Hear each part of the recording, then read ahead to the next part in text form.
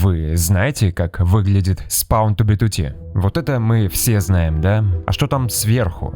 Логотип масонов? Да, но он был построен 6 лет назад. Он был самым главным и большим долгое время, хоть и добавлялись другие рисунки поменьше. Рик Эстли, которого переделали в Эдуарда Хиля и потом обратно в Рика Эстли. Рисунок витюберши Усады Пекары. Какие-то приколы. Лого имперцев. Но в 22 году ситуация неожиданно поменялась. Накрылась крышкой. Лого масонов было застроено простым квадратом. Обсидиановой крышей, что стоило 59 миллионов блоков. Крышка стоит до сих пор. Не нашлось безумцев, которые сделают постройку еще больше. Но нашлись те, кто будет из нее вырезать. Так, из квадрата было вырезано слово BIP. Это сделал клан SBA. Годы шли. Старейший анархический сервер перешел на версию 1.19. С ней увеличился лимит высоты. А это означало новые возможности для небесных баттлов.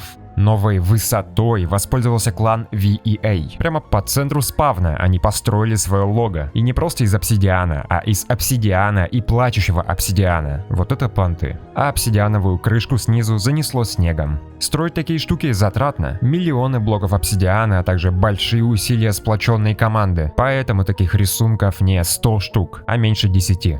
И стоило только всем привыкнуть к тому, что Spawn to B2T теперь выглядит так, на экране карта января 25 года, как вдруг появились новые энтузиасты, которые мыслили чуть шире. И совсем недавно они построили эту красоту. Коллектив Sky. Небо коллектива. Данный проект стоил уже не десятки, а сотни миллионов обсидиана. И даже реальных долларов, не маленьких. Я сперва даже не верил, что такое возможно, я думал, это фотошоп. Но эти безумцы действительно это построили. Я целый месяц беседовал со строителями этого проекта, узнал все тончайшие подробности, и в этом видео все расскажу и покажу. Это же гель для душа.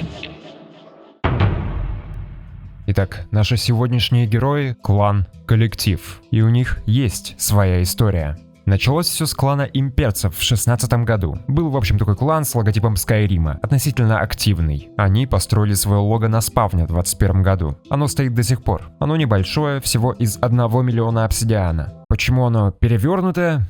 Из-за ошибки. Но это была только разминка, так у них был другой план. Невероятных размеров имперское лого, которое затмит и лого масонов, и все остальное на спавне. Нужно было всего-то миллиард обсидиана. Но пока они это обдумывали, в клане произошел конфликт. И в результате из имперцев ушла большая часть игроков и лидер Тоска. И ушедшие игроки основали коллектив. Новый клан с новым логотипом. Коллектив строили свои базы и продолжали держать в голове идею огромного лого на спавне. Но теперь не имперского, а своего. Проблема, конечно, была в ресурсах и автоматизации. То лого на миллион было построено через схематику и баритон. Блоки размещались автоматически, но каждый раз, когда они кончались, нужно было копать их чисто вручную и запускать бота опять. Многочасовой, тупой, монотонный процесс. Это примитивные технологии по сравнению с постройкой масонского лога. Нужно было что-то умнее. To B2T такой один, но серверов в Майнкрафте много, они бывают разные. Prison сервер, который работает 8 лет и продолжает развиваться, это редкость. Сервер Diamond World и его режим Prison Evo, реально что-то новое. Prison здесь это не только про шахты и прокачку, тут добавили RPG элементы, кланы, боссов, питомцев, торговлю, и все это собрано в один цельный режим, при этом оно действительно работает вместе. Без модов, 535 уровней, более 50 кастомных боссов, прокачка инструментов, сражения за территории, алхимия, рыбалка. Каждый найдет чем заняться. Любишь битвы? Иди дерись. В эндер-измерении тебя ждет один из самых опасных боссов – Синтия. Если тебе ближе спокойный фарм, ремесла или торговля, легко развивайся в этом направлении. И все это без модов и без лицензий. Просто заходишь и играешь. IP, ссылка в описании. Присоединяйся и начни свой путь сразу после просмотра моего видео. В 2022 году произошла еще одна проблема. Данный скриншот с идеей проекта был кем-то слит в сеть. Значит, был такой игрок Ufplax. Разрушать логотипы на спавне было его занятием, поэтому и в этот раз он не мог пройти мимо. Но как ломать постройку, которой нет? Ufplax показал скрин FitMC. и сказал, что он нашел стэш с обсидианом для этого лога, и этот стэш он загриферил. FitMC все это пересказал в видео. Постройка логотипа уже началась, но была на ранних этапах. Они совершили большую ошибку. Хранили весь обсидиан в одном стэше. А когда операция «Очистка» узнала об этом, они незамедлительно пошли его гриферить. Разнесли весь стэш и уничтожили миллионы обсидиана. Из-за этого проект постройки логотипа был похоронен. Правда была в том, что никакого стэша не было, и Увплакс его не мог загриферить. Тем не менее, из-за того, что Фит рассказал эту историю и показал скрин, проект был рассекречен, что еще немного усложняло будущую постройку, потому что, как и все проекты на спавне, он требовал максимальной секретности. В итоге, из-за нехватки ресурсов, отсутствия автоматизации и рассекречивания проекта, планирование затянулось. Сам клан-коллектив с годами стал считаться заброшенным из-за того, что они не строили публичных баз. Но коллектив просто ждали подходящего момента. Годы шли. Коллектив, в частности Тоска, не забывал о проекте и собрал вокруг себя знающих классные штуки игроков. Первой задачей был майнинг обсидиана из эндерчестов. Несколько версий фармилки прошли тесты. Коллектив собрали большой объем эндерчестов и разместили его подальше. Также два игрока разработали алгоритм, который заранее определял места, куда надо ставить блоки, чтобы в итоге получился нужный рисунок. Просто лайтматика для такой огромной постройки не подойдет.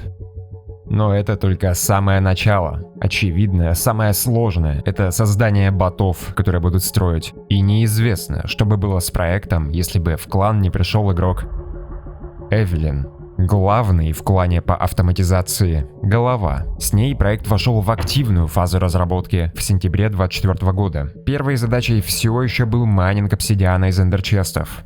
А я говорил, что у клана уже были эндерчесты.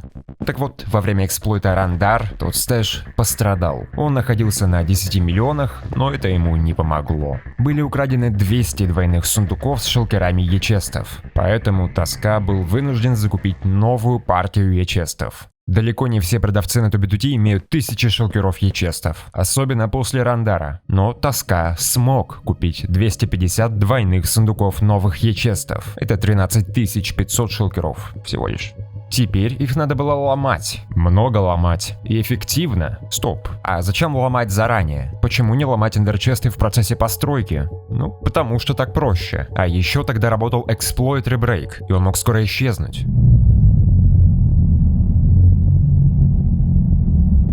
Rebreak позволяет ломать один блок за тик, в секунде 20 тиков. То есть они могли ломать 20 эндерчестов за секунду и получать 160 обсидиана за секунду. Коллективу это очень помогло. А чтобы майнить в промышленном объеме, Эвелин написала ботов, которые сами майнили. Воронки не способны справиться с таким огромным потоком, поэтому нужен был еще и отдельный бот для сбора и фасовки апсы. Бот даже отправлял статистику в Discord. Майнинг ечестов занял всего 2 недели. 2 недели майнинга с участием от 1 до 13 аккаунтов одновременно. Итог – 180 миллионов блоков обсидиана. Или вот в других форматах. Далее самое главное – боты-строители. Сделать ботов-строителей – это не просто скачать баритон и написать пару строчек. Это серьезная задача. Для их реализации Эвелин и Бинбэк пришлось побороться с античитом Тубитути. В итоге было принято решение ставить блоки не обычным способом, кликая одним на другой, так возникали проблемы, а через новый эксплойт Airplace. Это еще один маленький новый эксплойт, который позволяет ставить блоки прямо в воздухе. А сами боты действовали на самописном аддоне для Метеора и Баритоне. Конечная скорость постройки ботами невысокая, 5 блоков в секунду, но зато все работало. Во время их тестов раскрылась новая проблема. Спавн враждебных мобов на Тубитути после обновления версии весьма активный, слишком. И на темной платформе, ночью, толпам мобов спавниться было очень комфортно. Это серьезно мешало строить. Поэтому логотип было решено освещать по вот такой оптимизированной схеме. В итоге строители носили не только обсидиан, но и лампы. А зачем у них еще кровать?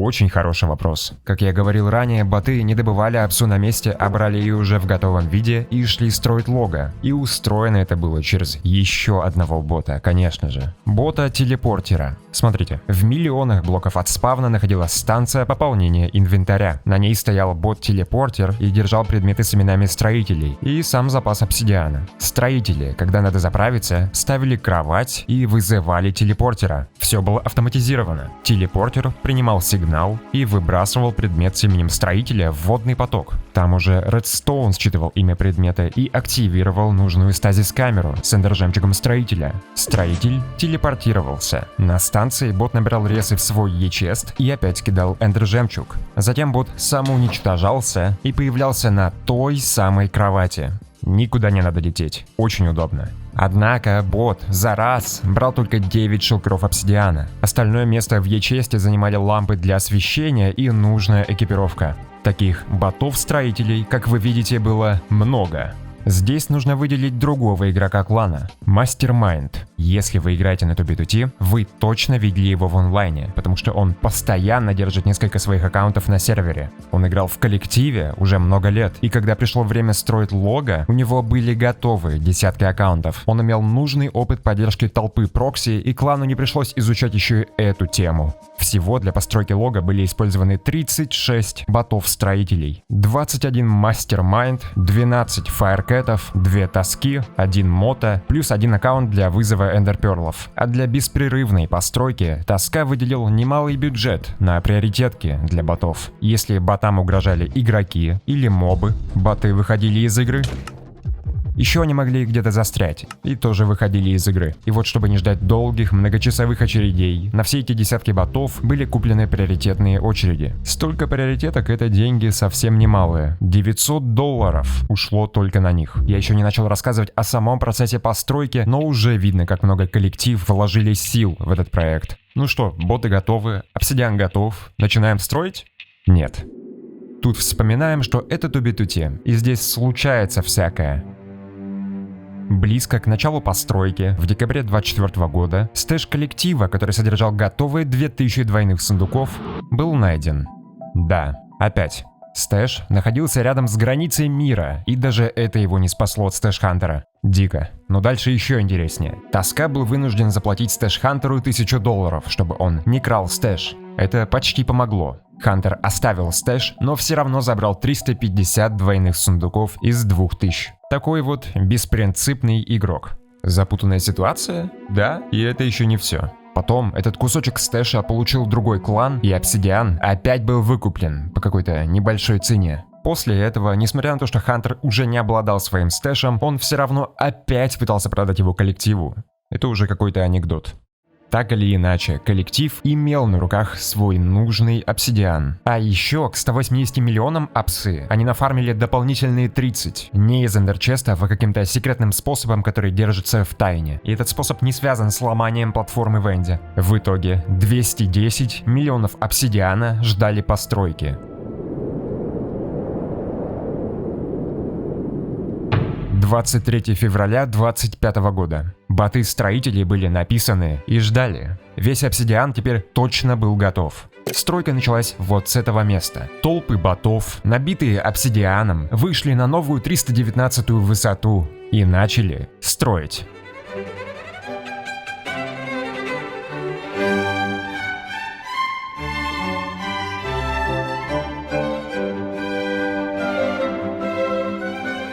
Вы уже, наверное, устали думать о том, что значит этот логотип. Расскажу. Это известный в культуре символ «семя жизни». Он символизирует гармонию, структуру вселенной и связь всего живого. Встречается в разных культурах и связан с сакральной геометрией и идеей творения. В общем, многозначный, красивый символ. Ну и это логотип клана Коллектив. Теперь вы знаете.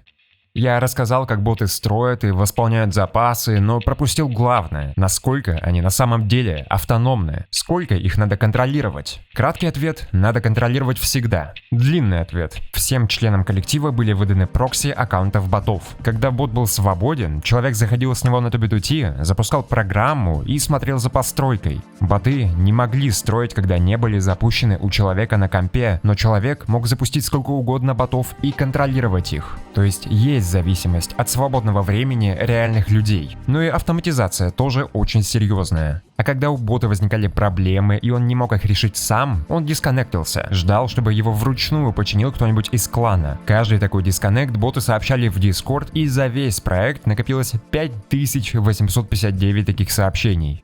А что это за изображение такое интересное? А это специально сделанный для проекта сайт с прогрессом стройки в реальном времени. Сайт знал, кто именно из клана заходил на прокси, и построенные в процессе чанки записывал. Также сайт служил таблицей лидеров. Кто больше построил, тот круче. Именно это стало мощным источником мотивации для многих. И в том числе сохраняло активность на самых сложных этапах. Игроки следили за своим местом в списке, старались обогнать других и попасть в топ. Как и ожидалось, ботов во время постройки встречали другие игроки. И боты выходили не тогда, когда игроки просто были рядом, а только если здоровье падало ниже определенного уровня. Но несмотря на все опасения, такое случалось меньше 50 раз за всю постройку. Очень мало. Проект удалось держать в секрете до самого конца. Да и клан, который мешал строить такие лого, давно не функционирует. А освещение, конечно, блокировало спавн почти всех мобов, но они все еще могли спавниться на еще не освещенном обсидиане. Или в редких случаях забраться с лавокастов рядом с лого. Для мобов боты носили меч и работала киллаура. Иногда киллаура была успешна, иногда нет. Частой проблемой были группкииллоджеров. Им освещенность не мешала спавниться, и они были главной причиной дисконнектов. Тем не менее, проект проходил успешно. Игроки запускали ботов, и все работало, а разные часовые пояса помогали работать в разные смены. На этом графике можно посмотреть, сколько чанков в час строил тот или иной член коллектива с помощью ботов. И игроки даже иногда спорили, кому достанется свободный бот, чтобы подняться повыше в топе.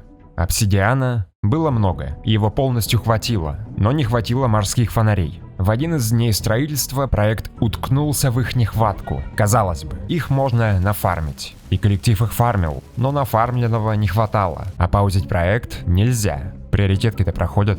Некоторые игроки подарили коллективу фонари, но этого все еще было недостаточно, поэтому морские фонари пришлось докупать за деньги. В итоге в проекте был использован 1 679 000 фонарей. Много лет назад на это лого блоков обсидиана ушло меньше. Настолько это большое развитие и настолько это огромный проект. А Мастермайнд не только предоставил большую часть ботов, но и сам их контролировал чаще всех в клане. И, вероятно, он поставил рекорд по одновременно работающим на одном ПК ботам на TubeTuT. В среднем он запускал 24 бота одновременно, а максимально аж 30. Но если не строить, то он запускал 34 аккаунта одновременно. Вот они все пишут в чат. На втором месте по объему построенного игрок Мота. На третьем Мушек. Их силами и силами еще более 13 строителей 5 апреля в 2 часа ночи логотип Collective Sky был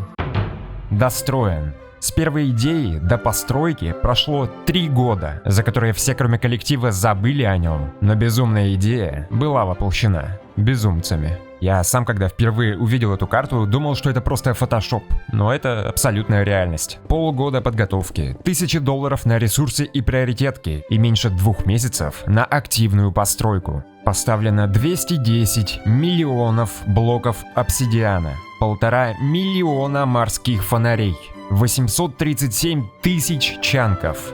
Collective Sky или Семя Жизни – это самая большая постройка на TubeTuT, не считая адских дорог. Радиус самого маленького круга – 10 240 блоков от нуля. Чтобы дойти до него от спавна пешком, уйдет примерно 30 минут, а это только начало логотипа. А толщина линии по всему логотипу – 512 блоков. Масштаб всей постройки сложно осознать. Таких больших структур обычно нет ни в Майнкрафте, ни даже на TubeTuT.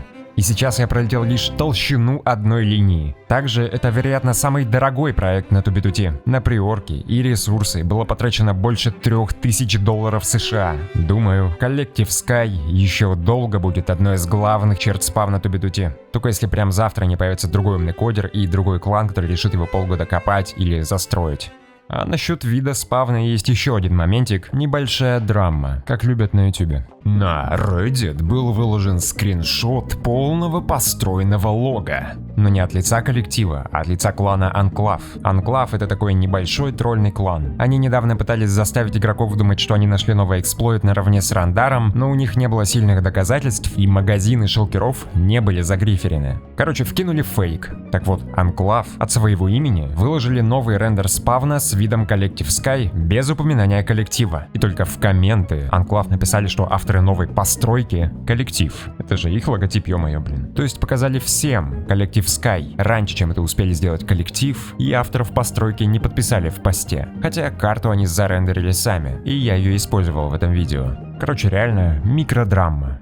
Еще я был удивлен тому, что кодер без большого опыта на Тубитуте смог устроить такую сложную автоматизированную систему и написал 4 разных бота, работающих не просто на баритоне. А мы теперь все знаем, что Лиджорф не один на такое способен. Эра автоматизации, которую FitMC пророчил в 2019 году, не состоялась, хоть баритон и стали использовать все игроки. Однако в 2025 году сервер увидел, что можно вот так.